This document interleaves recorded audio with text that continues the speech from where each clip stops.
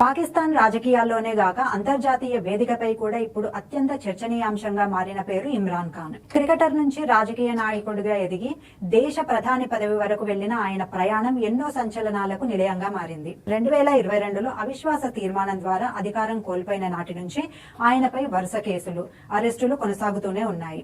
2023 August నుంచి రావల్పిండిలోని అడియాలా జైలులో ఖైదీగా ఉన్న ఇమ్రాన్ ఖాన్ ఆరోగ్యం క్షీణిస్తోందని, ముఖ్యంగా ఆయన కుడికంటి చూపు మందగించడం, అధిక రక్తపోటు, గుండె సంబంధిత సమస్యలు తలెత్తినట్లు ఆయన కుటుంబ సభ్యులు, న్యాయవాదులు తీవ్ర ఆందోళన వ్యక్తం చేశారు.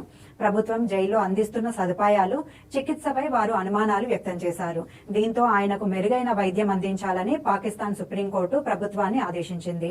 అయితే ఆ ఆదేశాలు వెలువడ్డ 2 రోజుల తర్వాతే ఆయన్ని గురువారం అర్ధరాత్రి రావల్పిండి నుంచి 12 కిలోమీటర్ల దూరంలో ఇస్లామాబాద్ లో ఉన్న షిఫా ఆసుపత్రికి అత్యంత కట్టుదిట్టమైన భద్రత నడుమ తరలించారు. కోర్టు ఆదేశాల ప్రకారం తదుపరి విచారణ జరిగే సెప్టెంబర్ 16వ తేదీ దాకా ఆయన్ని ఆసుపత్రిలోనే ఉంచుతారని అంతా భావించారు.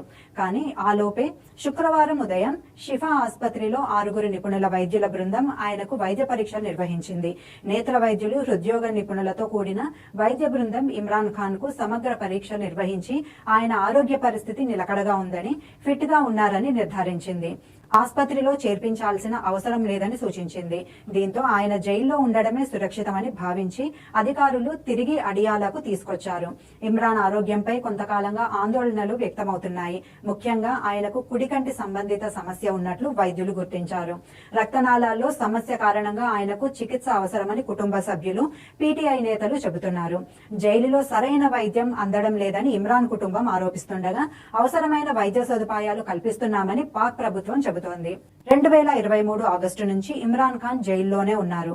తనపై నమోదైన కేసులు రాజకీయ కక్షతో పెట్టినవేనని ఆయన ఆరోపిస్తున్నారు. అయితే ప్రభుత్వం ఆ ఆరోపణలను ఖండిస్తోంది. 2018లో పాకిస్తాన్ ప్రధానిగా బాధ్యతలు చేపట్టిన ఇమ్రాన్ 2022లో అవిశ్వాస తీర్మానంతో పదవి కోల్పోయారు. ఆ తర్వాత ఆయనకు పాక్ సైన్యానికి మధ్య విభేదాలు తీవ్ర రూపం దాల్చాయి. ప్రస్తుతం జైలు నుంచే తన విడుదల కోసం ఇమ్రాన్, తమ అధినేత కోసం పీటీఐ నేతలు పోరాడుతున్నారు. మెరుగైన వైద్యం, కేసుల వేగవంతమైన విచారణ, విడుదల కోసం పీటీఐ దేశవ్యాప్తంగా ఆందోళనలకు సిద్ధమవుతోంది.